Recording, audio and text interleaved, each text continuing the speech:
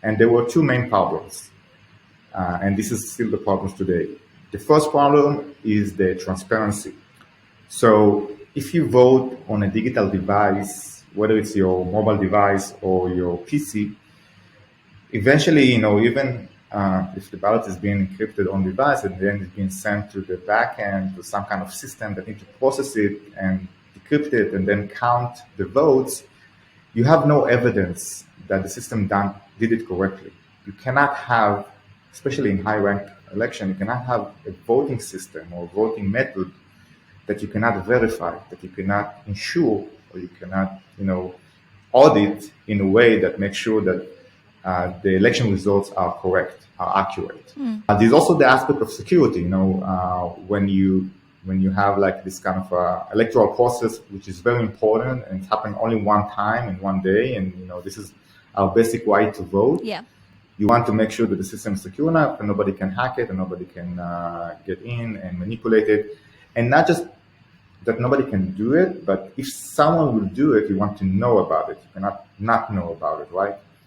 And I think 20 years later, with a lot of research from academia and a lot of development in cloud computing, cryptography, cybersecurity, there are still risks involved in this process, but we did a long way toward finding some kind of balance.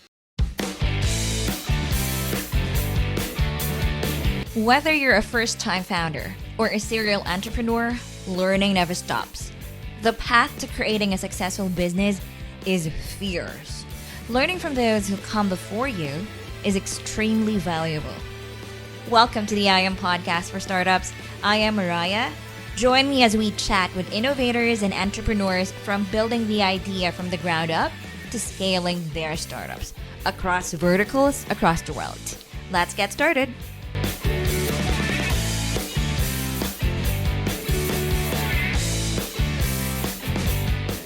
Hello and what's up, everyone? Welcome to another episode of the I Am Podcast. So tonight, it's my delight, a great pleasure to have the co-founder and the CEO at Sequent. They are reshaping the way we vote. So would love to learn more about that. Shai Bargil. Hi, Shai. Hi. Pleasure to be here, Moria. Thank you. It is our pleasure to meet you and have a chat with you. So first, what are you up to? Well, we're working very hard right now. We are pushing Sequent, so it's all about that. But Tel Aviv is always amazing, and really focus about Sequent.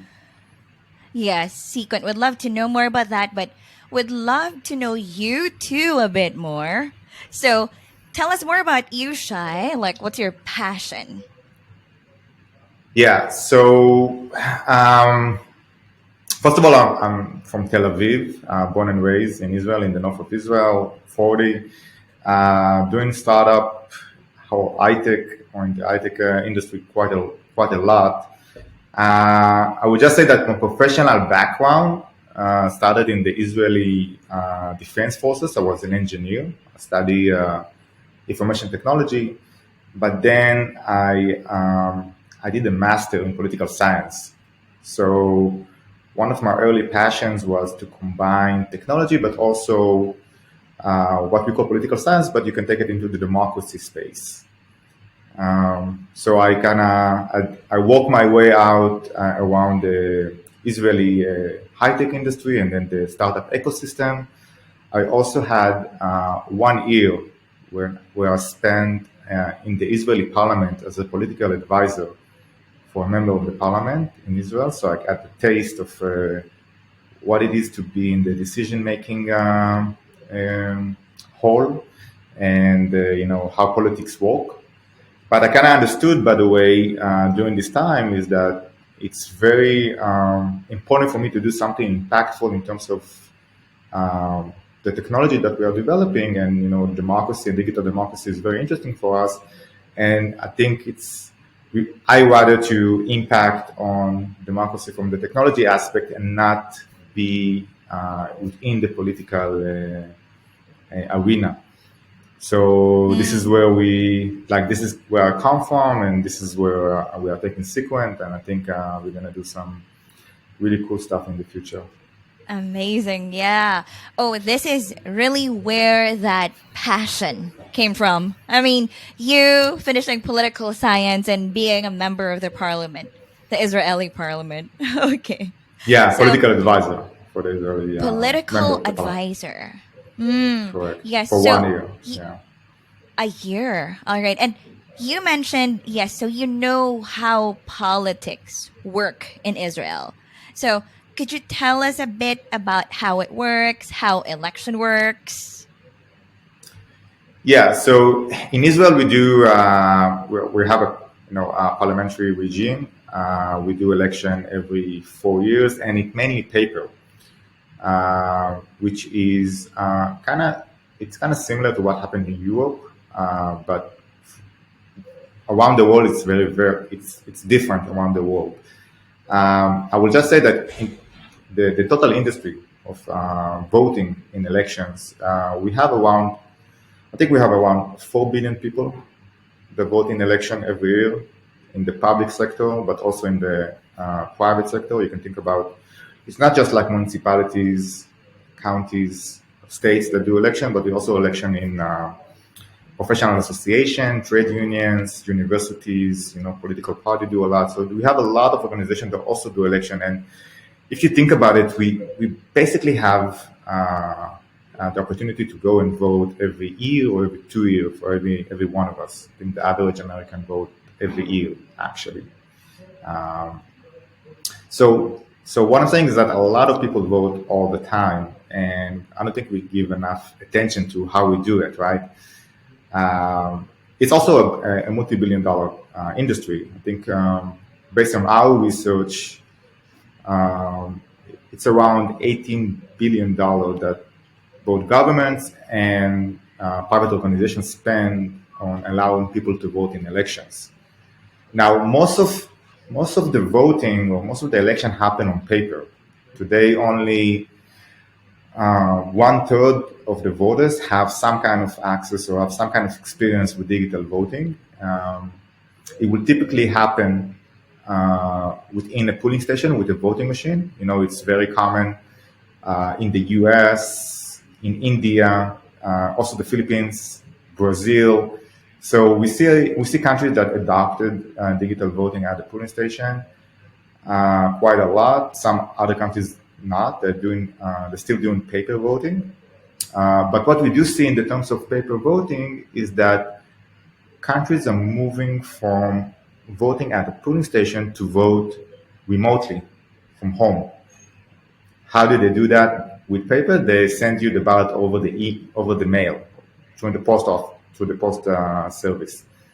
And so we see kind of a growing trend of governments and organizations that want to allow people to vote remotely from home. They're doing it by paper today. And in the last few years, we see more and more countries and also organizations examining how they can replace this voting by mail operation with online voting. And this is kind of where we identified the opportunity for Sequent and thought it can be a good time to bring new technology that will allow eventually election officers or election managers to have a technology that can replace this old method of remote voting by paper. Yeah. Well, just to share something about the voting method. So how it happens here, like we still line up on the precinct and then fill out the paper, like say that circle, and like send the ballot, or it goes through a machine, the voting machine, and then drop the ballot. So, and would love to know how we can digitize or like vote from home. That would be very convenient. But in your case, what is that? What is the problem of that $18 billion industry? I mean, the pain point. Yeah. Maybe I will just say before that in the Philippines, you have 8 million Filipinos that work abroad. Yeah, and there's a currently lot. are not participating in the democratic process in the elections. So I think the Filipino government are trying to find ways to do that, and it's very hard to do it with sending the ballots over the email, over the mail, Yeah, sorry, for I multiple agree. countries. So I think they're examining right now online voting, if I'm not mistaken. So it's there's different countries have different challenges, but I would say that Absolutely. if we think about what prevented, digital voting has been here for more than 20 years ago.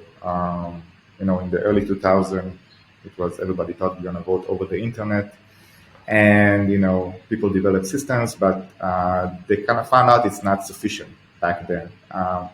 And there were two main problems, and this is still the problems today. The first problem is the transparency. So if you vote on a digital device, whether it's your mobile device or your PC, eventually, even if the ballot is being encrypted on device and then it's being sent to the backend to some kind of system that needs to process it and decrypt it and then count the votes, you have no evidence that the system did it correctly. So how do you know that this digital system actually counts your ballot and count it correctly? And you don't know. Compared to that, if we take the paper operation, then you have election observers, right, at the polling station, at the Yeah, counting yeah. centers, so they can view, they can observe what is being done, make sure everything is done correctly, and then from there, they can have some kind of trust and validation that the results are true, and if they want, they can also recount it. For digital voting, they don't have it up until now. So that, and this is not acceptable in election. You cannot have, especially in high rank election, you cannot have a voting system or voting method that you cannot verify, that you cannot ensure, or you cannot, audit in a way that makes sure that the election results are correct, are accurate. And this is pretty much what prevented digital voting from spread worldwide in the last 20 years. There's also the aspect of security. When you have like this kind of electoral process, which is very important and it's happening only one time in one day, and this is our basic right to vote. Yeah. You want to make sure that the system is secure enough and nobody can hack it and nobody can get in and manipulate it, and not just that nobody can do it, but if someone will do it, you want to know about it. You cannot not know about it, right? Yep. So these two main problems were really the two issues that prevented from digital voting from spread early on. And I think 20 years later, with a lot of research from academia and a lot of development in cloud computing, cryptography, cybersecurity, there are still risks involved in this process, but we did a long way toward finding some kind of balance of which we can incorporate uh, online voting or voting digitally in some election, not all of them, or for some part of the population, and then have some what we call hybrid election. So you can come to the polling station, but you can also vote online remotely, and then Okay. try to find the right balance for each country or for each organization. Okay. Transparency and security. Those are the two main challenges of the voting or election. I wanna just rewind a little bit. When did you say to yourself, "Okay, I need to really build this right now"? Was there any specific happening? Yeah, so I think I fall in love in the idea of digital democracy and online voting when I kind of started to research how blockchain technology can impact this domain, and kind of understood there is a new technology here that can help us do things a little bit differently. Now, however, even though it was the first trigger that took me to learn about this process or about this domain, I quickly understood that it's not about blockchain. but it's more about the cryptography that we can use, Cryptography. the primitive of the cryptography that we can use in online voting system that allow us to be much more secure, private, but also verifiable. So this is kind of the things that took me at the beginning to learn about this topic and say, okay, what kind of technology we can bring to the world today to enable digital democracy in the future. And then I think from a business perspective, we kind of find a niche market that is undisrupted. So if we're talking about the election market, you see it's a market that is being ruled by incumbents that, there for a long time. We haven't seen any innovation for the last 20 years. And I think this is a big enough market and interesting enough market and impactful enough in terms of how it's impact our life to build a startup that can, change the way we vote in the future, and maybe also how government interact with the citizens on a binding decisions processes that they are doing. Impactful. Like it happens once a year, I mean, for the government, or like every 4 years, but it's a big, big decision, right? I mean, for the country, okay, or for an organization. So, yes, tell us about Sequent. How does it work? Talk to us about your technology. What we understood in Sequent is that we need to build a different kind of system than what is existing today, and we spent a long time of understanding what is the right technology for that. Because we understood that the system that we need to build should be much more secure than what we are today, and it should be 100% verifiable. So you have to be able to ensure that every vote is cast and counted correctly. So Sequent is what we call a cryptographic based voting system. We have a backbone of cryptographic algorithms, cryptographic protocols that goes around through the entire voting process from the moment you cast your ballot till the end tally. And what these algorithms help us to do is help us to, first of all, to make the system much more secure. It's also meet the voter at the authentication stage when you can authenticate voters in a much more secure way through digital IDs and also ensure eligibility to cryptographic signatures. And this is part of the protocol. But the main thing that the technology allows us to do is to create this transparency throughout the process. So from the moment you mark and cast your ballot until the ballot is going to the servers, is being shuffled and anonymized, and then being decrypted and tallied, throughout this entire process, the system actually provides what we call irrefutable mathematical proof that the data, your ballot, hasn't been changed. And eventually, if you vote for candidate A, eventually there's a +1 for this candidate because of your vote. We don't know what you voted for. We don't know this is your vote, but we can prove that the same data has been processed correctly and eventually also counted correctly throughout the process. And this is what gives the transparency. So this is why it's so important. It's pretty advanced field in cryptography. It's been researched by a few dozens or maybe a few hundreds of experts worldwide. It's not a big community, but we at a point today when we have enough proof of this cryptography or this technology that allow us to implement that in real-world elections. So there's not a lot of system like that worldwide today. And also on top of that, in Sequent, we kind of understood that if we want to be an impactful player in the public sector, we should build the technology as an open source technology. And open source takes a big part in government strategy today, in IT strategy today. If you have technology that serves the citizens in the public sector, you want it to be open source. You wanted people to know what kind of the technology or system serve them, that they can publicly vet it, that that they can build trust around it. And I think today we're probably the only one that have a solution that is both cryptographic and open source for the public sector.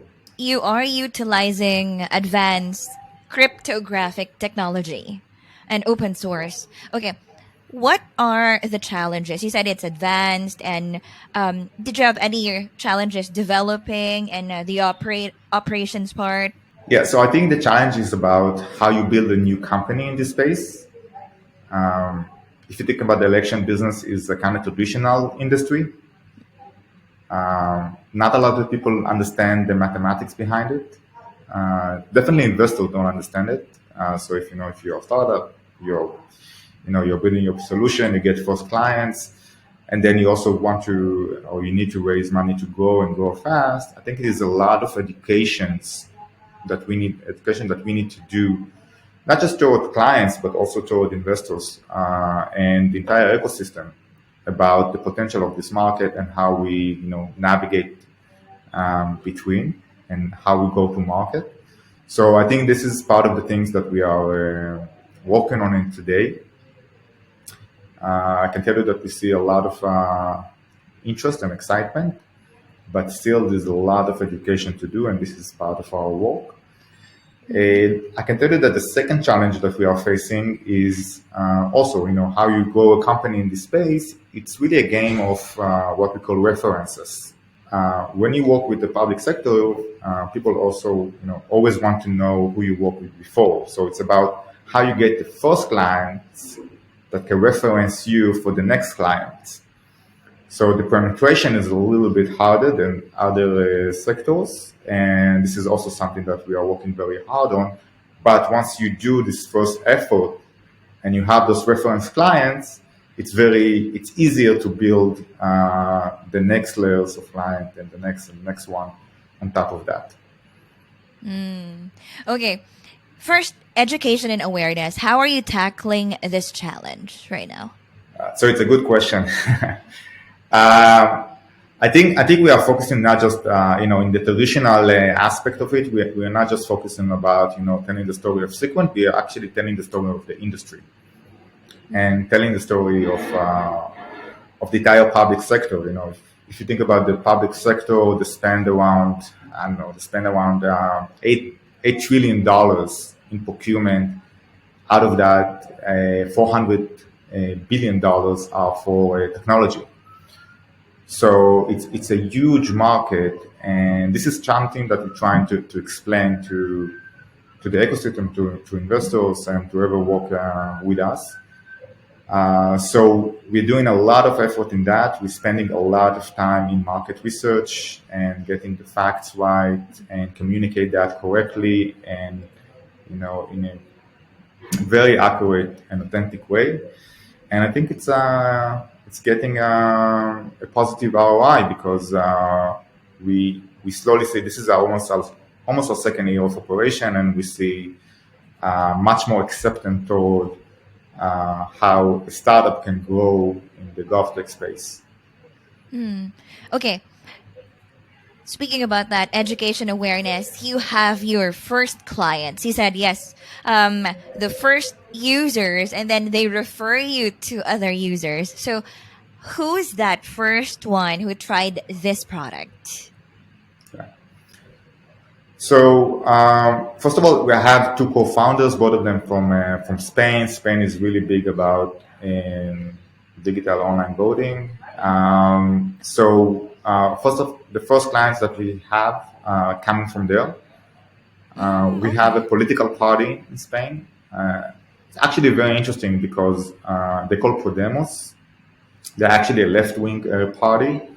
But the interesting stuff about this political party is that they are implementing some element of direct democracy within the party and the members of the party. So they are actually, what it means is that they're doing a lot of election every year because they're electing their leadership, they're electing the regional representatives, and they are also asking the members of the party how to vote in the parliament or which topic they want to raise in the parliament, some kind of referendum, internal referendum.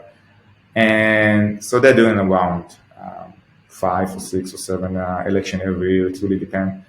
So they move from back to do that early in the early days from paper. They moved to do that completely online. And for example, we just did an election with 150,000 voters for 500 different regions. So you have 500 different ballot styles for each region that each voter need to get his own style. And then you have to count all of that and make sure everything is in order. And to do that is very complex. You can imagine it's very complex on paper. So they're doing that with our system today, and they managed to configure, launch the election within a few hours, just to make sure everything is okay, and then also do the tallying in a very, very short time and make sure everything is fully auditable. And that's allowed them to really have the confidence in the system and also the proof that the results are correct, accurate, and they can take decision based on that. Wow, thank God. Everything was smooth and accurate. And like, how's your MVP? And did you learn anything from your first client? How did it evolve? What we did at the beginning, we actually, my co-founder and I, we took an open source project that was developed for online voting system, and then we kind of built our system based on that. So we were very lucky to not start from scratch.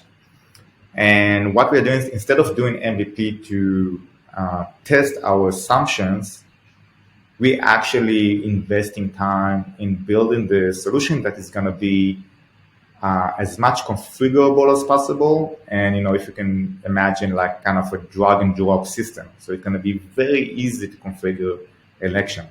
So instead of testing our assumption in MVP, we had a different stage in which we need to build a solution that is configurable enough that will allow us to serve multiple clients in multiple countries, because everyone has its own requirement. Yes. So I think this was our early on focus, and this is something that is imperative for election system or for voting system. Each country has different requirements and policies, etc. You have a Spanish co-founder, right? Correct. Is that right? So, how is it working with a Spanish co-founder? And did you know each other way before? How was it? Yeah. Language barrier? So it's really an amazing journey, because I didn't plan at the beginning to build a company that is truly online or truly distributed. Our company is fully distributed with everybody. We have people in Canada, in UK, Spain, we kind of understood early on that the talents that we need in the domain that we're working in really is like the best talent are around the world, and we need to build a company, a structure that will allow us to bring on those talents. So it's not something that I planned at the beginning. But when I kind of searched my co-founders at the beginning, I wanted to build a company. I was scouting for technical co-founders, and we have an amazing advisor. His name is Dr. Joseph Kinney. He's one of the top leading experts in the US for voting technology. And one of his advices to me was, hey, Shai, you better have a look on these two amazing guys in Madrid. They're already working on what you want to work, and maybe you should talk with them. And they are Eduardo Robles is my CTO, and David Roscas is our head of research. So both Eduardo and David have enormous knowledge and experience and talent in doing what they do, developing not just the system, but also do the right research, the right cryptographic research.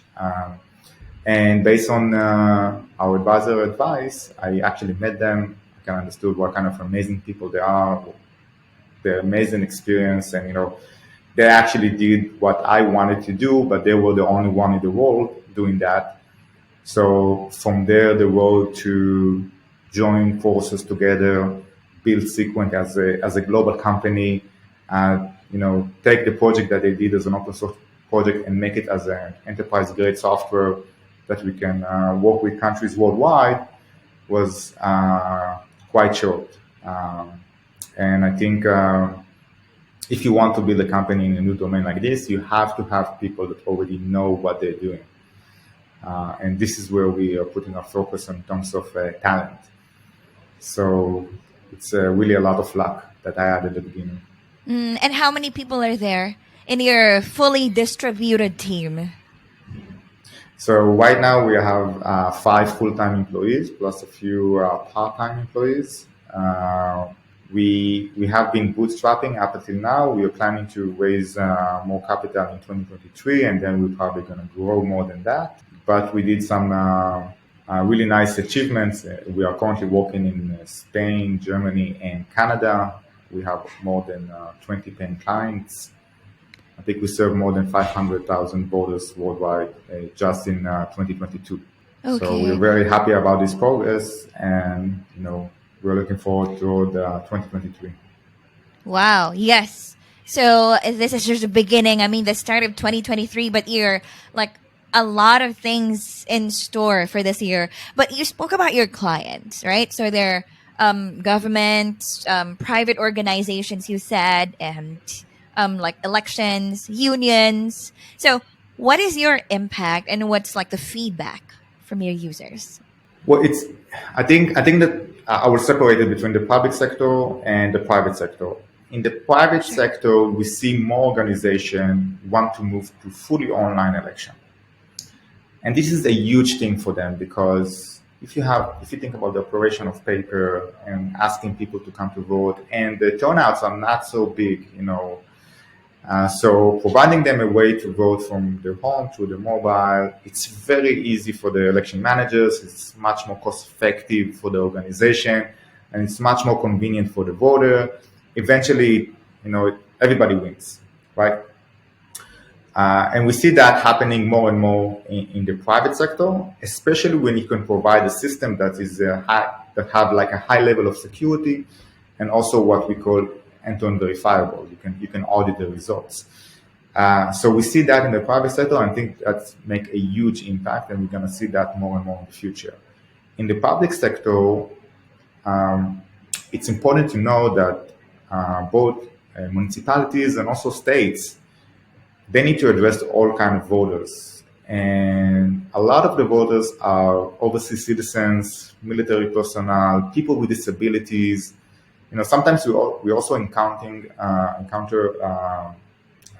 some kind of situation like COVID, or floods, or any nature disasters that prevent people from coming from the police station. And election managers need to give that a solution. So back in the past, it was remote voting by mail, and now we see more and more election officials, election managers, that are trying to have an online voting system, first, even as a backup, but also as a way to better serve those kind of voters.